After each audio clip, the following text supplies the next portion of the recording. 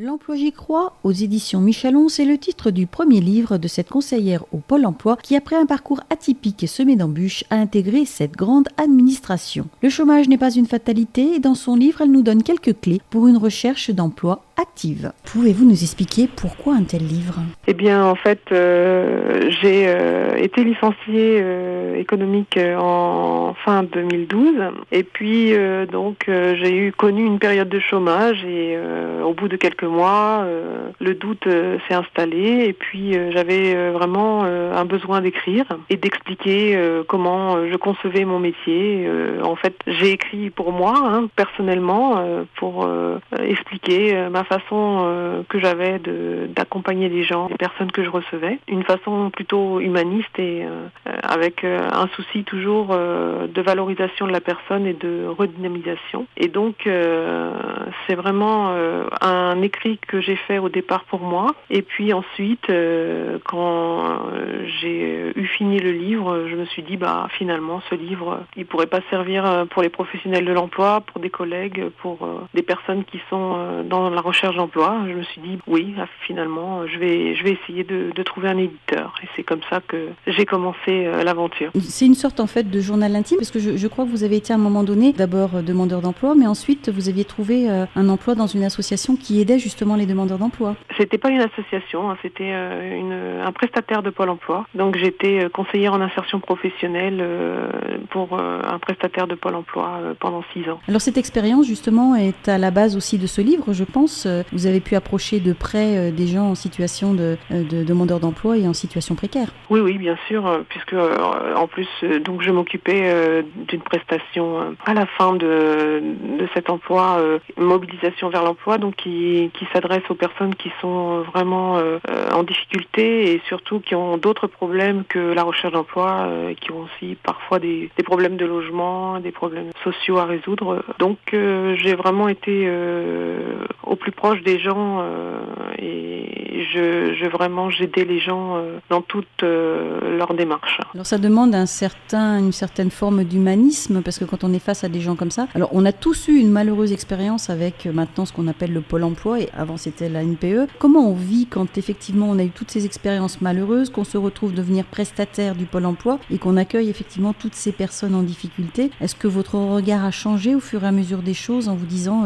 effectivement c'est un petit peu compliqué, il faut que je fasse quelque chose moi personnellement? En fait, c'est vrai que mon expérience et mon parcours chaotique, on va dire, moi-même j'ai été confrontée à plusieurs reprises au chômage et donc aussi à la possibilité de basculer dans la précarité. Bien sûr que j'avais un mari qui travaillait, heureusement d'ailleurs, parce que si j'avais pas eu ce revenu du couple, j'aurais pu facilement basculer dans la précarité et que nul n'est à l'abri un jour de connaître une situation difficile.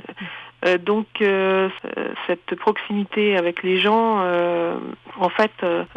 j'ai vraiment essayé ça m'a permis de comprendre mieux les personnes et finalement d'être vraiment proche d'eux, puisque moi-même j'aurais très bien pu basculer dans la précarité. Donc je ne porte jamais de jugement sur les personnes et je n'ai aucun a priori sur les gens. Et voilà, et c'est ce qui est très important, vous n'êtes pas dans votre tour d'ivoire comme des fois on a l'impression, alors je suis désolée, je ne vais pas charger le personnel du Pôle emploi parce qu'il y a des gens qui sont tout à fait adorables, mais il y a des gens qui ne comprennent pas que d'autres personnes sont dans la précarité, ont du mal à trouver un emploi pour X raisons, puisque au problème de recherche d'emploi, de crise, s'additionnent des problèmes personnels qui fait qu'on n'est pas forcément complètement ouvert pour chercher un nouvel emploi, et tout ça effectivement ça demande beaucoup de démarches. Vous l'expliquiez d'ailleurs très très bien dans votre livre en expliquant effectivement tout le cheminement que vous avez fait, tous les problèmes que vous avez pu rencontrer à vouloir changer d'orientation professionnelle, de tomber sur des gens qui vous disaient non, ce n'est pas possible, et puis de réaliser que finalement vous aviez un super projet. Ce super projet n'était pas possible non plus. Vous l'expliquiez notamment avec une personne qui voulait passer un CACES de cariste. Je trouve que votre livre justement relate bien tout le parcours entre guillemets du combattant d'un demandeur d'emploi qui effectivement veut s'en sortir, mais et se heurte à plein de difficultés, que ce soit des difficultés de formation, des difficultés de présentation, puisqu'il y a tout un volet de votre livre où vous expliquez aussi comment bien se présenter, comment aller à un entretien. Donc c'est vraiment une petite bible intéressante qui est facile à lire en plus. Quand vous l'avez écrite, vous êtes appuyé sur d'autres ouvrages, ou est-ce que c'est aussi votre façon, puisque vous avez travaillé sur vous personnellement, pour arriver à transmettre votre savoir? En fait, pour moi, j'ai écrit ce livre de façon simple parce que je suis quelqu'un de simple et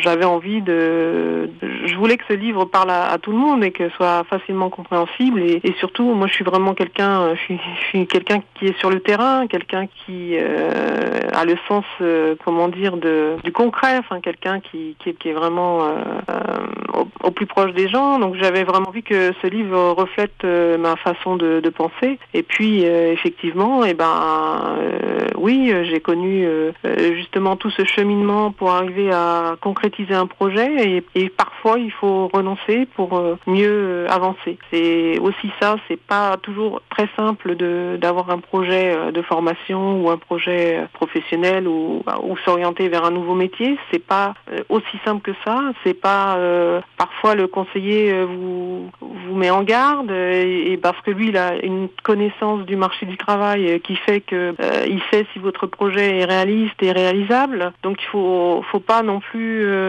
toujours être obstiné. Parfois le conseiller peut vraiment vous aider sur votre projet. Et parfois le conseiller refuse le financement, mais c'est en fait en tout état de cause il argumente parce qu'il a les connaissances pour vous dire que vous allez dans une mauvaise direction.